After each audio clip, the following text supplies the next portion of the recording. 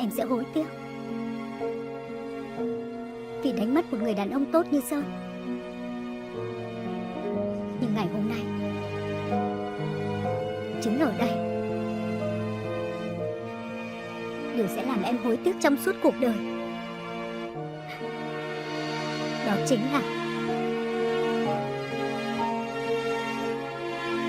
em đã yêu anh.